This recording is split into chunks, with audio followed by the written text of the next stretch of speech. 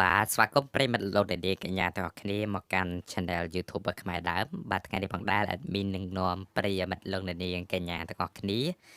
បាទទៅតាមដាននឹងសន្តាប់ជាមួយនឹងលោកចនឌីនិយាយតាក់ទងទៅនឹងបាទឆ្នាំ2023និង2024បាទលោកថា2023គ្រួសារហ៊ុនសែនបាទខ្ចាត់ខ្ចាយបាទ2024ប្រហែលជាលេងមាន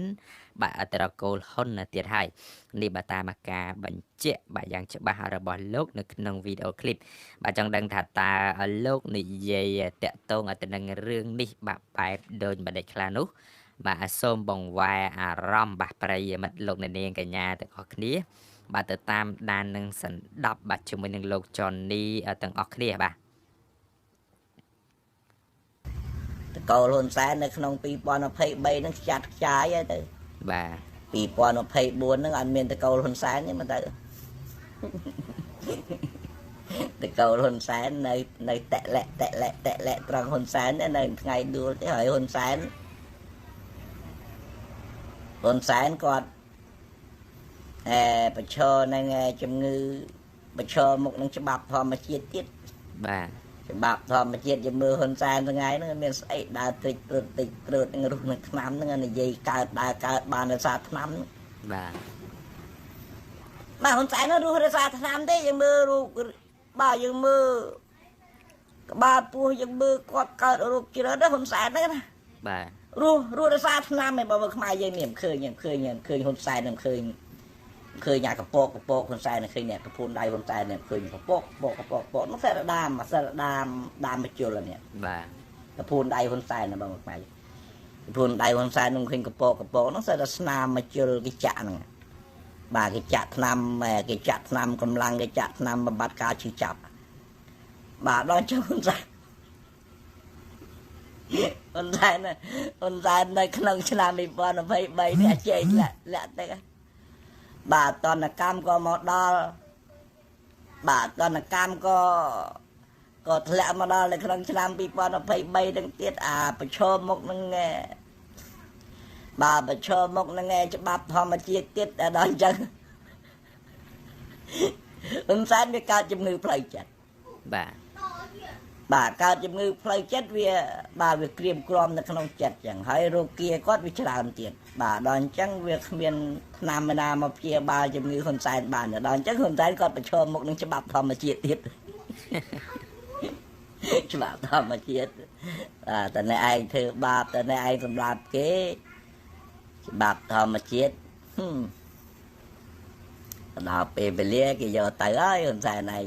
បាទហ៊ុនសែនឯងរំលោភច្បាប់អន្តរជាតិបានបាទហ៊ុនសែនរំលោភច្បាប់អន្តរជាតិបាន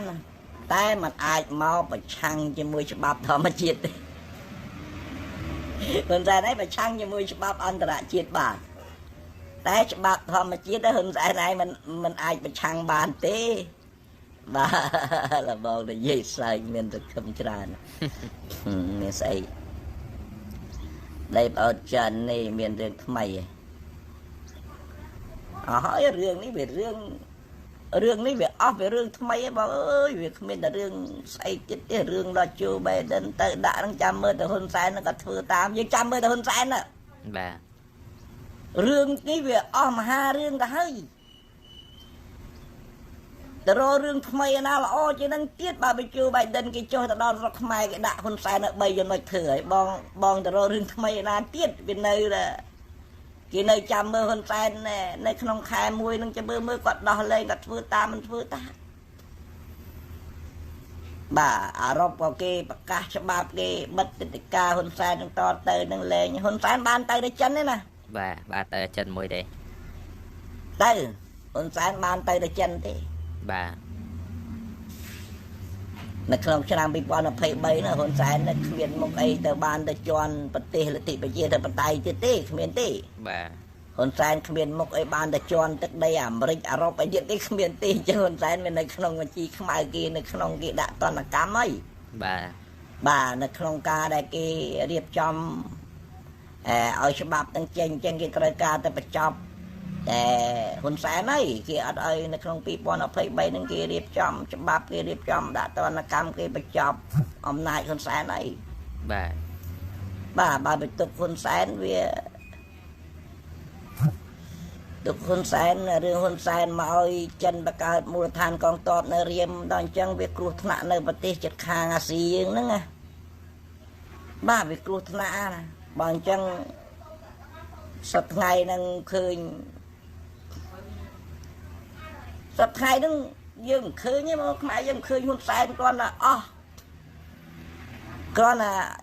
នៅក្នុងខែ11 12ហ្នឹងឃើញហ៊ុនសែនអស់ទូរទស្សន៍ជាប្រធានអាស៊ានភ្លាមឃើញគេដេញបាទតែចូលរួមប្រជុំហ្នឹងក៏គេមិនឲ្យចូលរួមប្រជុំផង បាទ អញ្ចឹងគ្មានអាណាគេទៅពេញចិត្តគាត់មានអាណាទៅគ្រប់គ្រងគាត់ទៅអោបចិនទៅឲ្យចិនបង្កើតមូលដ្ឋានកងទ័ពនៅសមុទ្ររៀម ហ្នឹងហើយ យើងមើលនៅអាស៊ី10ប្រទេសហ្នឹងមានទេ បាទ នៅអាស៊ី10ប្រទេសហ្នឹងមានទេអត់មានទេមានតែប្រទេសខ្មែរមួយណាបាទឥឡូវយើងមិនបាច់និយាយអីយើងនិយាយតែភូមិមាទៅ បាទ ភូមិមានៅក្រោមចិនអាណានិគមចិនក្តាប់ដោភូមិមាប្រហែល52ឆ្នាំ បាទតែប្រទេសភូមិមាក៏គ្មានដែរវត្តមានកងទ័ពចិននៅប្រទេសគេផងអត់មានទេ បាទ អញ្ចឹងនៅក្នុងអាស៊ាន10ប្រទេសហ្នឹងវាមានហ៊ុនសែនហ្នឹងបាទមិនឃើញនៅក្នុងខែ12ហ្នឹងឃើញគេមិនឃើញឥណ្ឌូនេស៊ីអីមិនឃើញគេទាត់ហ៊ុនសែនចោលមិនឲ្យហ៊ុនសែនចូលប្រជុំផងហ្នឹង បាទ បាទយើងមកមើលថៃអីគេប្រជុំអេពិកអីហ្នឹងមិនឃើញគេទាត់មិនឲ្យចូលផងអញ្ចឹងគេមានអាណាគេទៅពេញចិត្តគាត់អញ្ចឹងបានហ៊ុនសែនគាត់ភ្ញាក់ខ្លួនណា បាទប្រិយមិត្តពុកម៉ែបងប្អូនទាំងអស់គ្នាបានលោកចននេះនិយាយនៅក្នុងคลิปវីដេអូខ្លីតែប៉ុណ្ណេះឯងបាទចំណុចដែលលោកលើកឡើងនោះគឺទី1 2023និង24គឺមានលែងមានត្រកូលហ៊ុនបាទគឺលែងមានត្រកូលហ៊ុនហើយចំណែកឯរឿងមួយទៀតបាទគឺលោកនិយាយថាโจ Biden នឹងដាក់សម្ពាធបន្ថែមទៅលើលោកហ៊ុនសែននៅក្នុងឆ្នាំ2023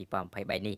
បាទមួយវិញទៀតនោះគឺថាបណ្ដាប្រទេសលទ្ធិប្រជាធិបតេយ្យផ្សេងនៅក្នុងអាស៊ីឬក៏នៅអឺរ៉ុបនោះគឺគេលែងទទួលស្គាល់បាទហ៊ុនសែនហើយគេលែងឲ្យហ៊ុនសែនចូលទៅទឹកដីគេហើយបាទហើយមួយទៀតគឺហ៊ុនសែនជាប់ឈ្មោះបាទនៅក្នុងបញ្ជីខ្មៅរបស់បាទអន្តរជាតិនេះបើតាមការលើកឡើងរបស់លោកចននេះនៅក្នុងការ live ផ្ទាល់របស់លោកវីដេអូឃ្លីបខ្លីដែលបាននិយាយរៀបរាប់បាទយ៉ាងច្បាស់អំពីរឿងរ៉ាវបញ្ហាទាំងប៉ុន្មានចំណុចខាងលើមុននេះបន្តិចបាទហើយប្រិមិត្តលោកអ្នកនាងកញ្ញាទាំងអស់គ្នាយើងចាំទៅតាមដាននឹងទស្សនាទាំងអស់គ្នាបាទថាតើឆ្នាំ2023នេះមានរឿងរ៉ាវអ្វីកើតឡើងបន្តទៀតក្រោយពីលោកចននេះព្យាករណ៍ទុកថា2023និង2024លែងមានឈ្មោះត្រកូលហ៊ុនទៀតហើយកាន់អំណាចនៅប្រទេសកម្ពុជាបាទព័ត៌មានคลิปខ្លីមួយនេះបាទចប់ត្រឹមតែប៉ុណ្ណេះឯងហើយក៏សូមអរគុណទៅដល់ប្រិយមិត្តលោកនាងកញ្ញាទាំងអស់គ្នាបាទដែលបានចំណាយពេលតាមដានទស្សនាជាមួយនឹងព័ត៌មានមួយនេះបាទជាចុងក្រោយសូមអរគុណសូមជម្រាបលា